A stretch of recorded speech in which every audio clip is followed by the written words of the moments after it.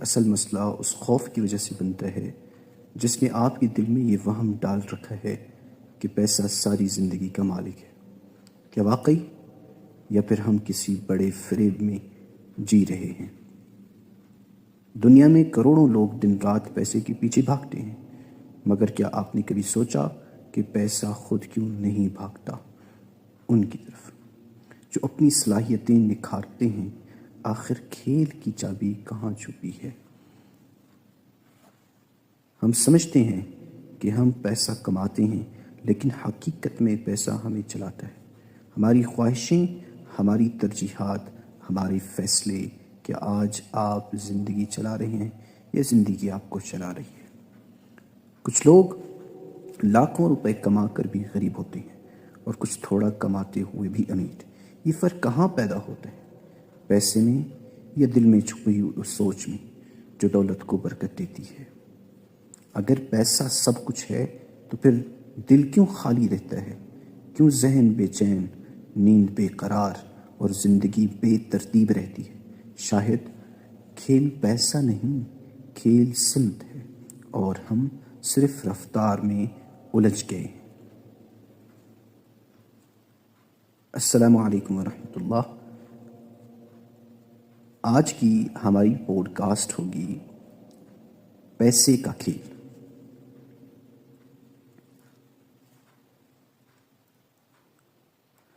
ہم پیسے کو اپنی ضرورت سمجھتے ہیں، مگر حقیقت یہ ہے کہ زیادہ تر لوگ پیسے کے پیچھے بھاگتے نہیں، پیسے کے بارے میں خوف کے پیچھے بھاگتے ہیں۔ بچپن سے ہم نے ایک ہی بات سنی، پیسے کے بغیر کچھ نہیں ہوتا۔ یہ جملہ آہستہ آہستہ ہمارے دل میں بیٹھ کر ایک ایسا خوف بنا دیتا ہے جو پوری زندگی کو کنٹرول کرتا ہے۔ اس ایپیسوڈ میں ہم اسی خوف کا پردہ چاکتے ہیں۔ آخر پیسہ کیا ہے؟ کھیل کون کھیل رہا ہے؟ اور کھیل کی چابی کس کے ہاتھ میں ہے؟ پیسہ ہماری زندگی کی ضرورت ہے، مگر جب ضرورت ذہنی مرکز بن جائے تو انسان شعوری غلامی میں داخل ہو جاتا ہے۔ بھوک اور غربت کا درد حقیقی ہے، مگر اس کا خوف اس سے زیادہ خطرناک ہے۔ یہ خوف ہمیں وہ کام بھی کرواتا ہے جو ہم نہیں کرنا چاہتے، ایسے لوگوں کے پیچھے چلنا سکھاتا ہے جو ہمارے خیر خواہ نہیں ہوتے، اور ایسی زندگی چنوا دیتا ہے جو ہماری نہیں ہوتی۔ پیسہ اصل طاقت نہیں، اصل طاقت یہ فیصلہ ہے کہ پیسہ آپ کو چلائے گا یا آپ پیسے کو چلائیں گے۔ کھیل وہیں سے شروع ہوتا ہے۔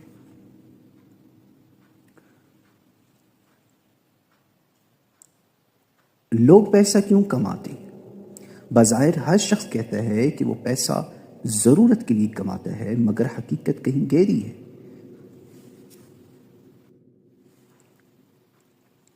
زیادہ تر لوگ پیسہ اس لیے کماتے ہیں کہ دنیا کے سامنے ناکام نظر نہ آئیں۔ پیسہ عزت کا مترادف بنا دیا گیا، اور عزت کے نام پر انسان خود کو جلا دیتا ہے۔ اصل مسئلہ پیسہ نہیں، اصل مسئلہ وہ خوف ہے کہ لوگ کیا کہیں گے۔ یہ خوف انسان کی اصل صلاحیتیں زنجیروں میں باندھ دیتا ہے۔ پیسہ انسان کا امتحان ہے، منزل نہیں، اور جب منزل کو امتحان سمجھ لیا جائے تو انسان راستہ کھو دیتا ہے۔ دولت کا نفسیاتی کھیل۔ دنیا رفتار سے چلتی ہے، عقل سمت سے۔ پیسہ کبھی سیدھی لائن میں نہیں بہتا، اس کے پیچھے نفسیاتی اصول ہوتے ہیں۔ جو شخص صرف کمائی پر توجہ دیتا ہے وہ ہمیشہ تھک کر گرتا ہے، اور جو شخص مہارت، ذہانت، وقت کا امتزاج سمجھ لے، اس کے لیے پیسہ خود چل کر آتا ہے۔ اصل دولت یہ ہے کہ انسان اپنی مہارت کو اس مقام تک پہنچا دے جہاں لوگ خود اس کی ضرورت محسوس کریں۔ پیسہ دوڑ کر نہیں آتا، وہ متواتر بہتری اور صبر کی رفتار سے آتا ہے۔ کھیل کا فیصلہ رفتار نہیں، سمت کرتی ہے۔ پیسہ قسمت سے نہیں، نظام چلانے سے آتا ہے۔